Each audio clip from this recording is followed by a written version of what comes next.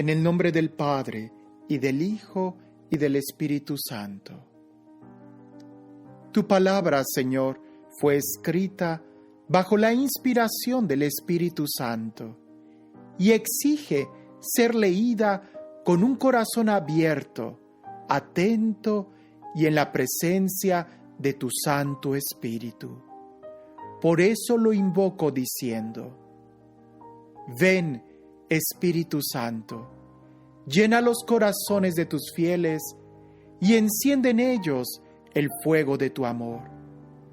Envía tu Espíritu Creador y renueva la faz de la tierra. Oh Dios, que has iluminado los corazones de tus hijos con la luz del Espíritu Santo, haznos dóciles a sus inspiraciones para gustar siempre el bien y gozar de su consuelo. Por Jesucristo nuestro Señor. Amén. Lectura del libro segundo de los Macabeos. Primera carta. A los hermanos judíos que viven en Egipto, les saludan sus hermanos judíos que están en Jerusalén y en la región de Judea, deseándoles una paz dichosa. Que Dios os llene de bienes y recuerde su alianza con Abraham, Isaac y Jacob, sus fieles servidores. Que a todos os infunda deseos de adorarle y cumplir su voluntad con corazón grande y ánimo generoso. Que abra vuestro corazón a su ley y a sus preceptos y os otorgue la paz. Que escuche vuestras súplicas, se reconcilie con vosotros y no os abandone en tiempos de desgracia. Esto es lo que estamos ahora pidiendo por vosotros. Ya el año 179, en el reinado de Demetrio, nosotros los judíos os escribimos así: en lo más grave de la tribulación que ha caído sobre nosotros en estos años, desde que Jasón y sus partidarios traicionaron la tierra santa y el reino, incendiaron el portón del templo y derramaron sangre inocente, suplicamos al Señor y hemos sido escuchados. Hemos ofrecido un sacrificio con flor de harina, hemos encendido las lámparas y presentado los panes. También ahora os escribimos para que celebréis la fiesta de las tiendas en el mes de Quisleu, el año 188. Saludo. Los que están en Jerusalén y en Judea, los ancianos y Judas, saludan y desean prosperidad a Aristóbulo, preceptor del rey Ptolomeo, del linaje de los sacerdotes ungidos, y a los judíos que están en Egipto.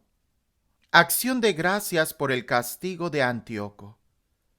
Salvados por Dios de grandes peligros, le damos rendidas gracias, como a quien nos ha guiado en la batalla contra el rey, ya que él ha arrojado fuera a los que combatían contra la ciudad santa. Pues cuando llegó a Persia su jefe, acompañado de un ejército, al parecer invencible, fueron desbaratados en el templo de Nanea, gracias al engaño tramado por los sacerdotes de la ciudad. Antíoco y con él sus amigos llegaron a aquel lugar como tratando de desposarse con la diosa, con objeto de apoderarse a título de dote de abundantes riquezas. Una vez que los sacerdotes del templo de Nanea las hubieron expuesto y que él se hubiera presentado con unas pocas personas en el recinto sagrado, cerraron el templo en cuanto entró Antíoco, abrieron la puerta secreta del techo y a pedradas aplastaron al jefe. Le descuartizaron y cortándole la cabeza lo arrojaron a los que estaban afuera. En todo sea bendito nuestro Dios, que ha entregado los impios a la muerte. El fuego sagrado es conservado milagrosamente. A punto de celebrar el 25 de Quisleu, la purificación del templo, nos ha parecido conveniente informaros, para que también vosotros la celebréis como la fiesta de las tiendas y del fuego, aparecido cuando ofreció sacrificios Nehemías, el que construyó el templo y el altar. Pues cuando nuestros antepasados fueron llevados a Persia, los sacerdotes piadosos de entonces, habiendo tomado fuego del altar, lo escondieron secretamente en una concavidad semejante a un pozo seco, en el que tan a seguro lo dejaron que el lugar quedó ignorado de todos. Pasados muchos años, cuando a Dios le pulgó, Nehemías, enviado por el rey de Persia, mandó que buscaran el fuego los descendientes de los sacerdotes que lo habían escondido. Pero como ellos informaron que en recalidad no habían encontrado fuego sino un líquido espeso, él les mandó que lo sacasen y trajesen. Cuando estuvo dispuesto el sacrificio, Nehemías mandó a los sacerdotes que rociaran con aquel líquido la leña y lo que había colocado sobre ella. Cumplida la orden y pasando algún tiempo, el sol, que antes estaba nublado, volvió a brillar y se encendió una llama tan grande que todos quedaron maravillados. Mientras se consumía el sacrificio, los sacerdotes hacían oración. Todos los sacerdotes, con Jonatán, que comenzaban, y los demás, como Nehemías, respondían.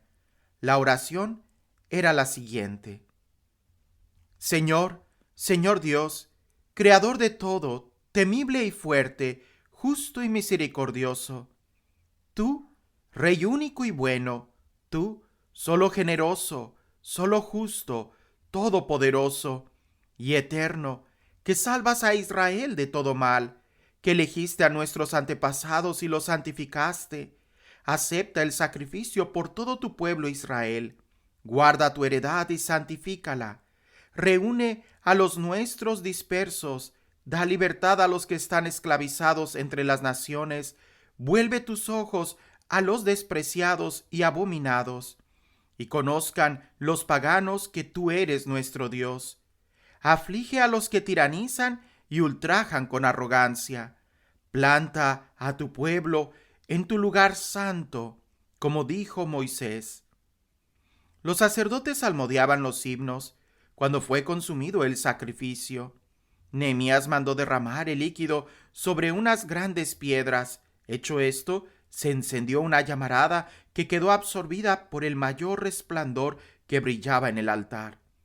Cuando el hecho se divulgó y se refirió al rey de los persas, que en el lugar donde los sacerdotes deportados habían escondido el fuego, había aparecido aquel líquido con el que habían santificado las ofrendas del sacrificio, Nehemías y sus compañeros.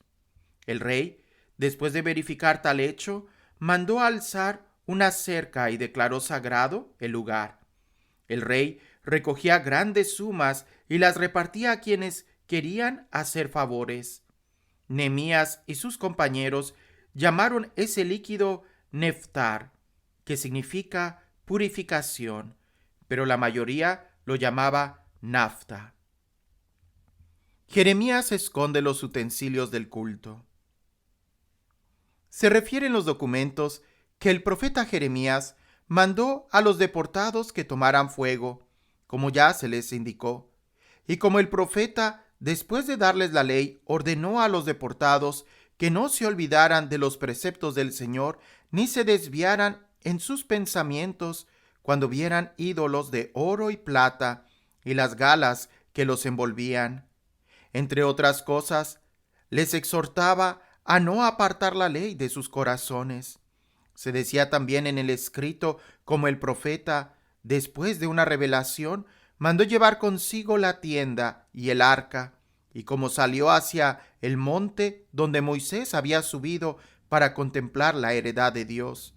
Y cuando llegó Jeremías, encontró una estancia en forma de cueva en la que metió la tienda, el arca y el altar del incienso, y tapó la entrada. Volvieron algunos de sus acompañantes para marcar el camino, pero no pudieron encontrarlo. En cuanto Jeremías lo supo, les reprendió así: Este lugar queda desconocido hasta que Dios vuelva a reunir a su pueblo y les sea propicio. El Señor entonces mostrará todo esto, y apacentará la gloria del Señor y la nube, como se mostraba en tiempos de Moisés. Y cuando Salomón rogó que el lugar fuera solemnemente consagrado, se explicaba también cómo éste, dotado de sabiduría, ofreció el sacrificio de la dedicación y la terminación del templo. Como Moisés oró al Señor y bajó del cielo fuego, que devoró las ofrendas del sacrificio, así también oró Salomón y bajó fuego, que consumió los holocaustos. Moisés había dicho: la víctima por el pecado ha sido consumida por no haber sido comida. Salomón celebró igualmente los 8 días de fiesta. La biblioteca de Nehemías. Lo mismo se narraba también en los archivos y en las memorias del tiempo de Nehemías. Y también como para fundar una biblioteca, reunió los libros referentes a los reyes y a los profetas, los de David y las cartas de los reyes acerca de las ofrendas. También Judas reunió todos los libros dispersos a causa de la guerra que sufrimos y que ahora están en nuestras manos. Por tanto, si tenéis necesidad de ellos, enviad a quienes os lo lleven. Invitación a la dedicación. Os escribimos a punto, ya que celebrar la purificación, bien haréis también en celebrar estos días. El Dios salvó a todo su pueblo, y que a todos otorgó la heredad, el reino, el sacerdocio y la santidad, como había prometido por la ley. El mismo Dios, como esperamos, se apiadará pronto de nosotros y nos reunirá de todas partes donde estamos, en el lugar santo, pues nos ha sacado de grandes males y ha purificado el lugar.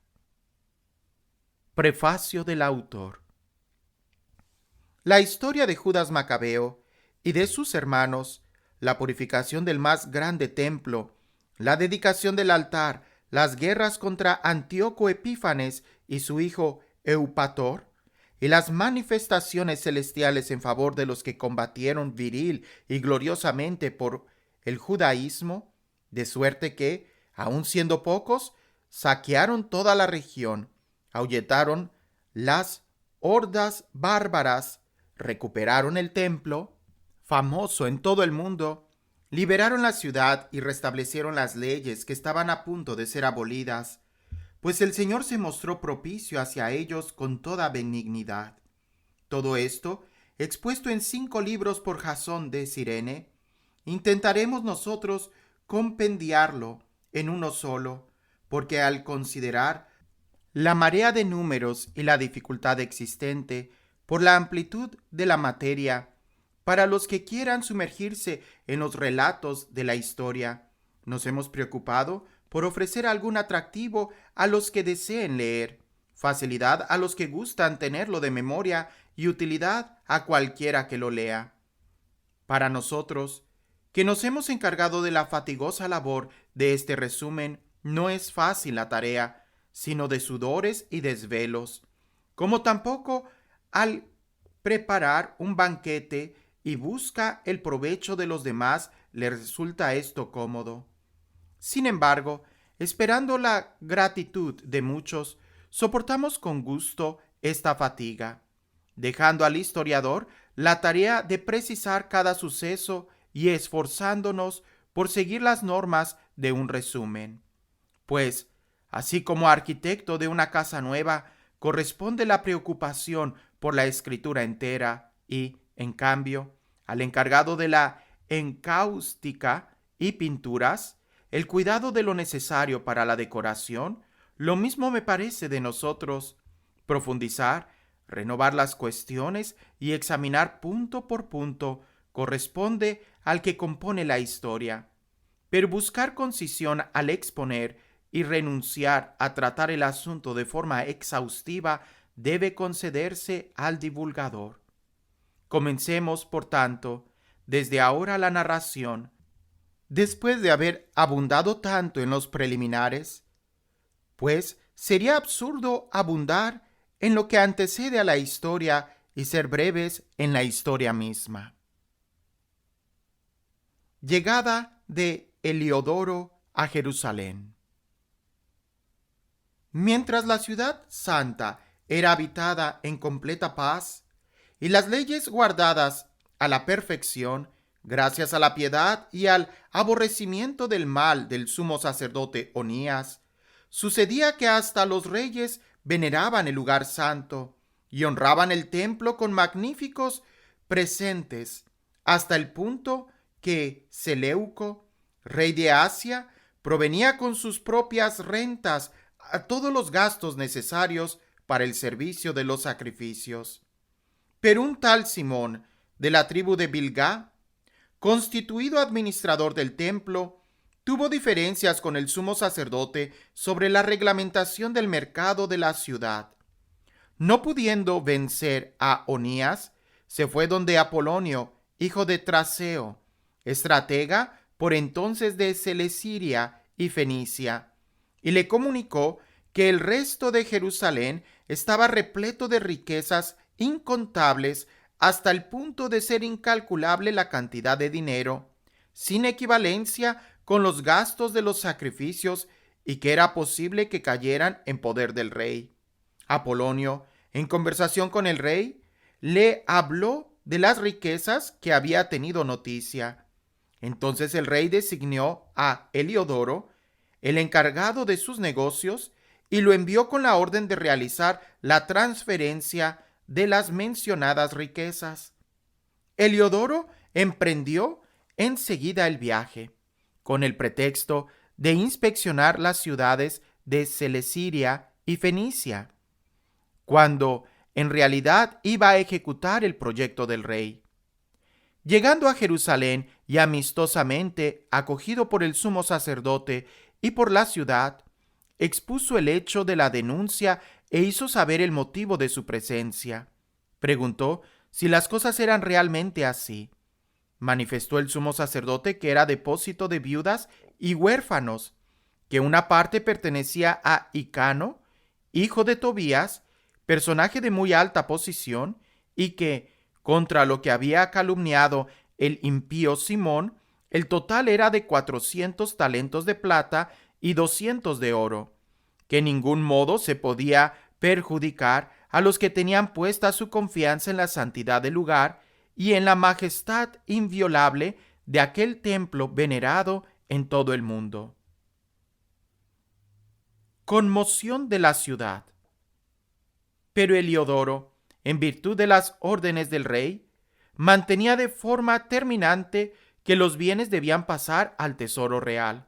En la fecha fijada hacia su entrada para realizar el inventario de los bienes, no era pequeña la angustia de toda la ciudad. Los sacerdotes postrados ante el altar, con sus vestidos sacerdotales, suplicaban al cielo, el que había dado la ley sobre los bienes en depósito, que los guardaran intactos para quienes lo habían depositado. El ver la figura del sumo sacerdote llegaba a partir el alma, pues su aspecto y su color de amudado manifestaban la angustia de su alma. Aquel hombre estaba embargado de miedo y su cuerpo temblaba, mostrando así a los que le contemplaban el dolor que había en su corazón.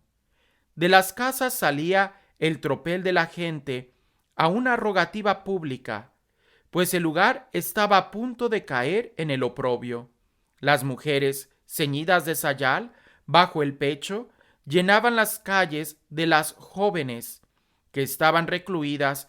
Unas corrían a las puertas, otras subían a los muros, otras se asomaban por las ventanas, todas con las manos tendidas al cielo.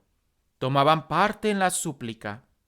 Daban compasión ver aquella multitud confusamente postrada y al sumo sacerdote angustiado y con honda ansiedad, mientras ellos invocaban al Señor Todopoderoso para que guardara intactos en completa seguridad los bienes en depósito para quienes los habían confiado.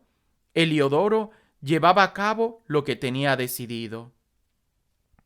Castigo de Heliodoro.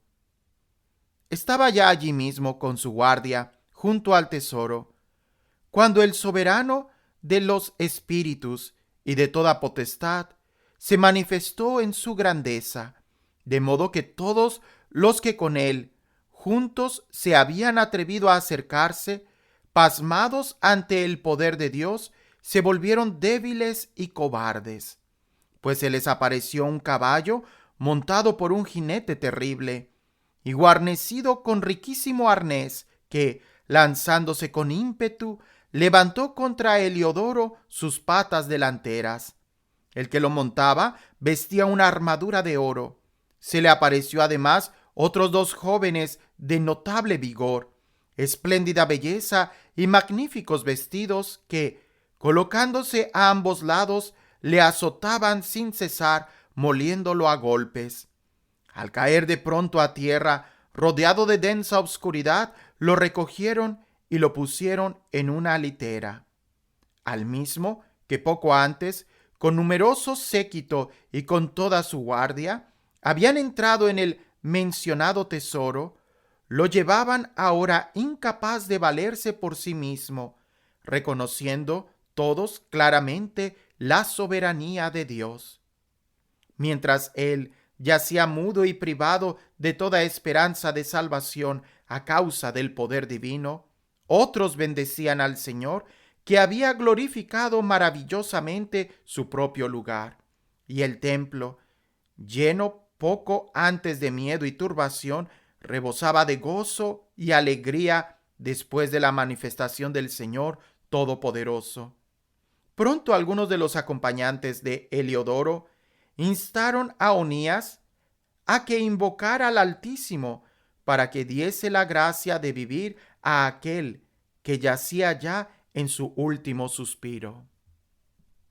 Temiendo el sumo sacerdote que acaso el rey sospechara que los judíos hubiesen perpetrado alguna fechoría contra Heliodoro, ofreció un sacrificio por la salud de aquel hombre. Mientras el sumo sacerdote ofrecía el sacrificio de expiación, se apareció otra vez a Heliodoro los mismos jóvenes, vestidos con la misma indumentaria, y en pie le dijeron: Da muchas gracias al sumo sacerdote Onías, pues por él te concede el Señor la gracia de vivir, y tú, que has sido azotado por el cielo, haz saber a todos la grandeza del poder de Dios. Tras decir esto, desaparecieron. Conversión de Heliodoro.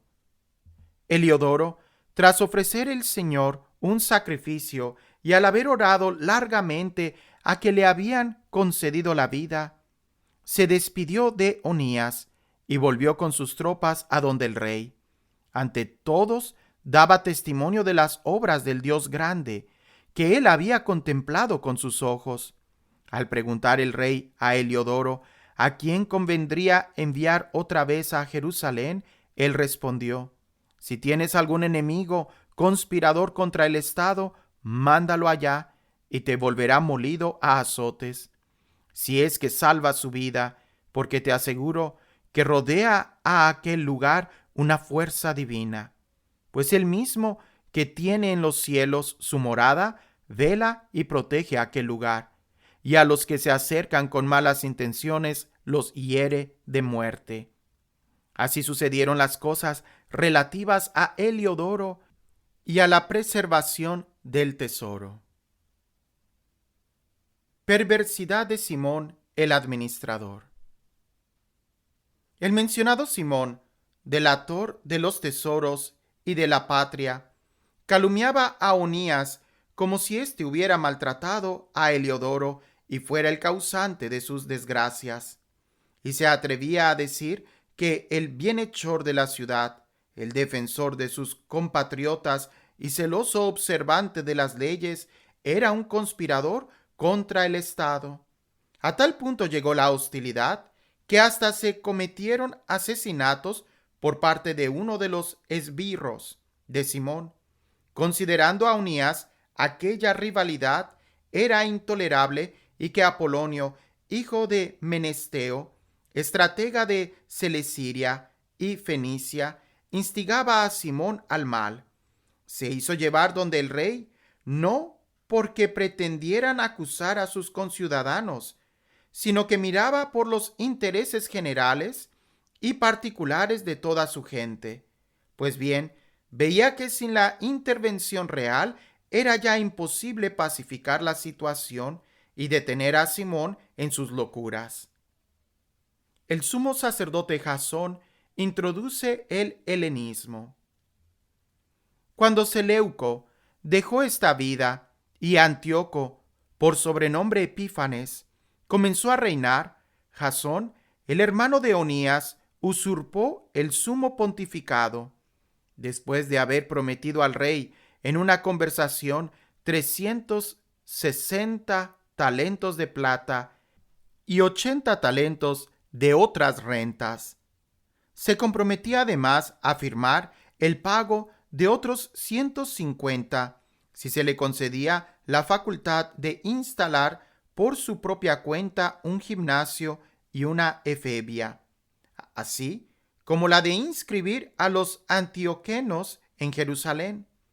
Con el consentimiento del rey y con los poderes en su mano, pronto cambió las costumbres de sus compatriotas conforme al estilo griego. Suprimió los privilegios que los reyes habían concedido a los judíos por medio de Juan, padre de Epolemo, el que fue enviado en embajada a los romanos para un tratado de amistad y alianza. Abrogó las instituciones legales e introdujo costumbres nuevas contrarias a la ley. Así pues, fundó a su gusto un gimnasio bajo la misma Acrópolis e indujo a lo mejor de la juventud a educarse bajo el petazo. Era tal el auge del helenismo y el progreso de la moda extranjera a causa de la extrema perversidad de aquel Jasón, que tenía más impío que de sumo sacerdote, ya que los sacerdotes no sentían celo por el servicio del altar, sino que despreciaban el templo, descuidando los sacrificios. En cuanto se daba la señal con el gong, se apresuraban a tomar parte de los ejercicios de la palestra contrarios a la ley, sin apreciar en nada la honra patria. Preferían las glorias helénicas. Por esto mismo, una difícil situación los puso en aprieto y tuvieron como enemigos y verdugos a los mismos cuya conducta embulaban y a quienes querían parecerse en todo. Pues no resulta fácil violar las leyes divinas, así lo mostrara el tiempo venidero. Cuando se celebraron en Tiro los Juegos Cuadrianales, precedidos por el rey, el impuro Jasón envió embajadores como antioquenos de Jerusalén, que llevaban consigo 300 dracmas de plata para el sacrificio de Hércules. Pero los portadores, ante la inconveniencia de la acción, prefirieron no emplearlas en el sacrificio, sino en otros gastos. Así, el dinero que estaba destinado por voluntad del que lo enviaba al sacrificio de Hércules se empleó por deseo de los portadores en la construcción de las trirremes. Antíoco Epífanes, aclamado en Jerusalén. Apolonio, hijo de Menesteo, fue en vida a Egipto para la boda del rey Filemétor. Cuando supo Antíoco que aquél se había convertido en su adversario político, se preocupó de su propia seguridad. Por eso, pasando por Jope, se presentó en Jerusalén. Fue magníficamente recibido por Jasón y por la ciudad, e hizo su entrada entre antorchas y aclamaciones. Después de esto, llevó sus tropas hasta Fenicia. Menelao es nombrado sumo sacerdote. 3 años después, Jasón envió a Menelao, hermano del ya mencionado Simón, para llevar el dinero al rey y gestionar la negociación de asuntos urgentes. Menelao se hizo presentar al rey, a quien impresionó con su aire majestuoso y logró ser investido de sumo sacerdocio, ofreciendo 300 talentos de plata más que Jasón. Provisto del mandato real, se volvió sin poseer nada digno del sumo sacerdocio, sino más bien el furor de un cruel tirano y la furia de una bestia salvaje. Jasón, por su parte, suplantador de su propio hermano y el mismo suplantado por otro, se vio forzado a huir al país de Amán. Menelao detentaba ciertamente el poder, pero nada pagaba del dinero prometido al rey, aunque Sóstrates, el alcalde del Acrópolis, se lo reclamaba, pues a él correspondía la percepción de los tributos. Por este motivo, ambos fueron convocados por el rey. Menelao dejó como sustituto del sumo sacerdocio a su hermano Lisímaco y Sóstrates, a Crates, jefe de los chipriotas. Asesinato de Onías. Mientras tanto, los habitantes de Tarso y de Malos se sublevaron porque sus ciudades habían sido cedidas como regalo a Antioquida, la concubina del rey. Fue pues el rey a toda prisa para poner orden en la situación, dejando como sustituto a Andrinaco, uno de los dignatarios. Menelao pensó aprovecharse de aquella buena oportunidad. Arrebató algunos objetos de oro del templo y se los regaló a Andrónico, y también logró vender otros en Tiro y en las ciudades de alrededor. Cuando Onías llegó a saberlo con certeza, se lo reprochó, no sin haberse retirado antes a un lugar de refugio en Dafne, cerca de Antioquía. Por eso, Menelao, a solas con Andrónico, le incitaba a matar a Onías. Andrónico se llegó a donde Onías y, confiado en la astucia, le estrechó la mano y le ofreció la diestra con juramento, persuadiéndole a que saliera del refugio, aunque Onías abrigaba sospechas, e inmediatamente le dio muerte, sin respeto alguno a la justicia. Por este motivo, no solo los judíos, sino también muchos de las demás naciones se indignaron y se irritaron por el injusto asesinato de aquel hombre. Cuando el rey volvió de las regiones de Cilicia, los judíos de la ciudad, junto con los griegos, que también odiaban el mal, fueron a su encuentro a quejarse de la injustificada muerte de Onías. Antíoco, hondamente entristecido y movido a compasión, lloró recordando la prudencia y la gran moderación del difunto. Encendido en ira, despojó inmediatamente a Andrónico de la púrpura y desgarró sus vestidos. Lo hizo conducir por toda la ciudad hasta el mismo lugar donde tan impiamente había tratado a Onías, y allí hizo desaparecer de este mundo al criminal, a quien el Señor daba el merecido castigo. Lisímaco perece en una revuelta. Lisímaco había cometido muchos robos, sacrilegios en la ciudad con el consentimiento de Menelao. Como la noticia se había divulgado fuera, la multitud se amotinó contra Lisímaco, pero eran ya muchos los objetos de oro que estaban dispersos. Como las turbas estaban excitadas y en el colmo de su cólera, Lisímaco armó a cerca de 3,000 hombres e incitó una represión violenta, poniendo por jefe un tal Aurano, avanzado en edad y no menos en locura.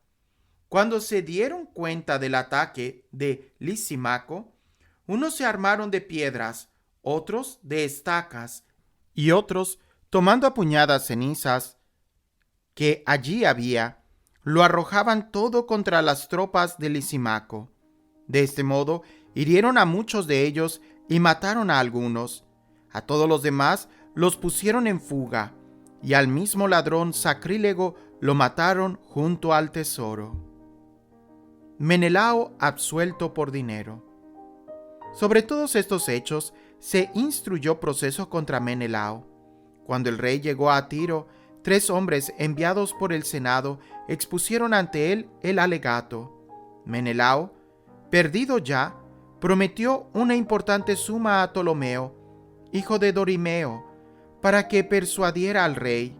Entonces Ptolomeo, llevando al rey aparte una galería como para tomar el aire, le hizo cambiar de parecer, de modo que absolvió de las acusaciones a Menelao, el causante de todos los males, y en cambio condenó a muerte a aquellos infelices que hubieran sido absueltos aun cuando hubieran declarado ante un tribunal de escritas.